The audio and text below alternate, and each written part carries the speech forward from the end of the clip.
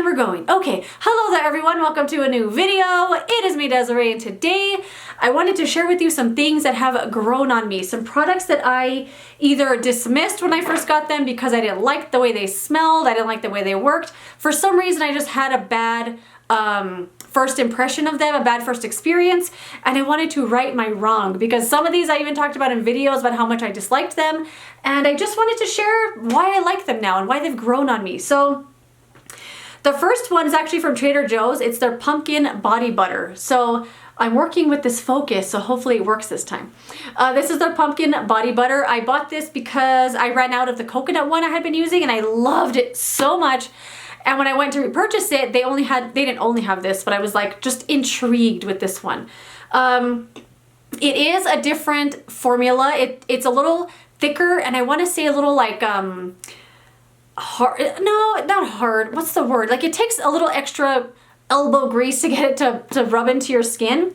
Nothing crazy. It's not going to ruin your day, but it's not the exact same fluffy, light, lovely formula as the other one. So I was off put by the formula as well as the scent. Oh my gosh. So this smells like a fall candle, and I really did not like it at first because of course they don't have a tester there for you to try out. Look at this. Of course, I like it a lot now. I totally look forward to it. So it smells like a fall gourmand kind of candle. But I pick up on this sweetness as well. I don't know what it is, but it has like a spicy, sweet fall candle smell to it, and I thought I was really gonna hate it. I was only using this on my legs because once you put pants on, I won't smell it that much. But then I became to really look forward to it, and now I'm like, oh, it's almost out. I probably have one or two more uses left in here. I'm not gonna repurchase it because I definitely have had my fill of the scent, and it's totally, for me, a seasonal scent. It's not something I'm gonna wanna use all year. But I felt bad that I dismissed it so quickly just by smelling it. But I really, really like this. It is very thick. It's thicker than the coconut one, and I also feel like it's less hydrating. So it's all about the scent for this one. But yeah, I like it now. And first I really hated it. The next thing is from the Inky List, and this is called Multibiotic. Let's see if this is gonna focus. All right. So this is something that I bought because of Gothamista. She talked about Inky List. She actually has a whole video on Inky List and about all of their products. She talks about them, and this is the one that really, I mean, there are a bunch of things that really stood out to me, but this one, the way she talked about it, what it does for your skin, I was like, yes, I want that. So this is a moisturizer. It has prebiotics, probiotics, and postbiotics. What is a postbiotic, you ask? I have no idea. But she intrigued me enough to buy it. And the Inky List is very inexpensive. They're available on Sephora. And that's where I got this. So the reason I don't like this, I didn't like it for a long time, is because it freaking stinks. It smells like sour milk, like to the extreme. Shani Darden has a retinol retexturizing serum that smells very similar to this. Really off-putting, really, really strong, and just really like ugh smelling. But for some reason, I wanted to use it again. It's one of those weird, gross smells where you're like, you want to keep smelling it for some reason. And that's how I felt about this, which is why I kept wanting to use it. But it says on the bottle also to only use a pea-sized amount, and it's supposed to be moisturizer. And when you pump it out one time, the exact amount you need comes out on here, but it's not enough to moisturize my face. Like it's barely enough to even like pat in at all. So I ended up using this as a serum. I mix it actually with another serum and mix them together, and it spreads perfectly like that. Also the smell.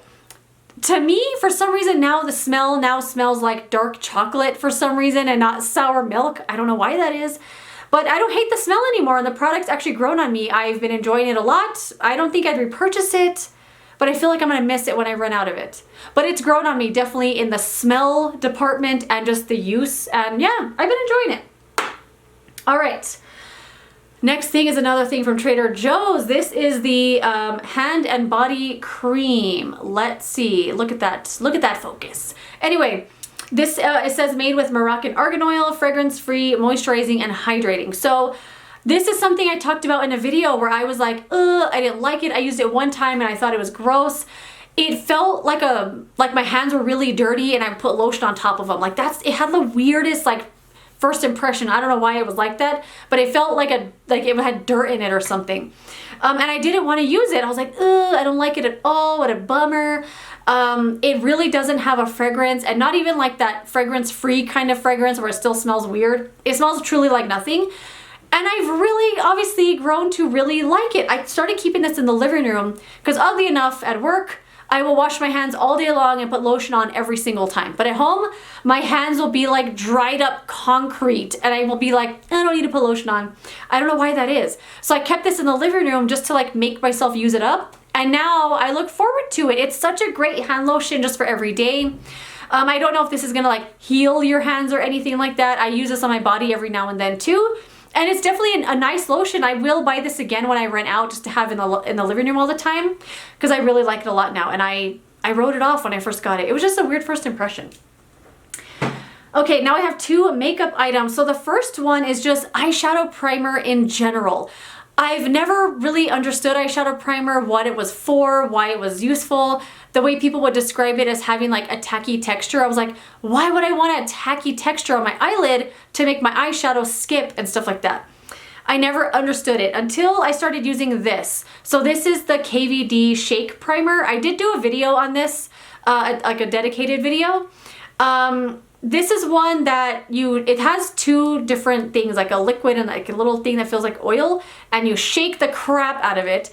You dip it out, literally one drop between your fingers on both eyelids. And this leaves behind like the nicest, tackiest texture. And it made me become a believer in the tacky texture that eyeshadow primer can leave behind. Because it's tacky, but it doesn't make your eyeshadow skip. It just gives it something really nice to stick to.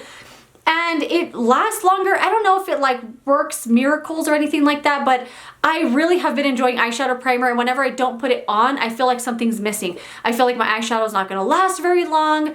And I've also never been a fan of clear eyeshadow primers. I've always been using, like I use this one called Laurel from ColourPop. I just talked about this in a fails video, but this is the one that I do like. Because I've always wanted something to like cancel out veins and stuff on my eyelid. And that's what I always wanted primer to do, which is to like clean slate my eyelid, you know, not necessarily be clear, because then when I put eyeshadow on, I can still see my eyelid through the eyeshadow, which is not what I want. But I've come to really appreciate a clear eyeshadow primer. And this is the one that I've been using the most lately. It's actually the only one I have, I think, unless I have a sample somewhere of one.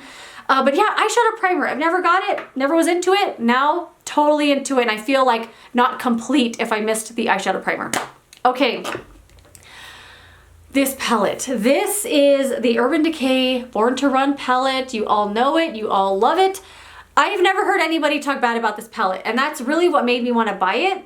But I also didn't want to use it because when this palette came out, it also came out with like 3 or 4, I don't know if they're called on the run palettes or on the go or something.